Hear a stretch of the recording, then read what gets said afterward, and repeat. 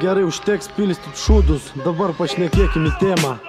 Žinau, kas aš ir kas man savas, manęs nieks nei fasuos, manęs nieks nei fasavo. Gerbiu tuos, kas tikri ir kažką tikro palikę, tiem, kurie tai darė nuo dušios, tiem buvo pavykę. Garbinki tuos, kur klipę sulipė dėlytų, amylį tipo užsipis gaidytų. Leisk paklaus, kiek prasmės pas tave ten eilėse, gal aš per menkas, kad rašiu prasmę jose.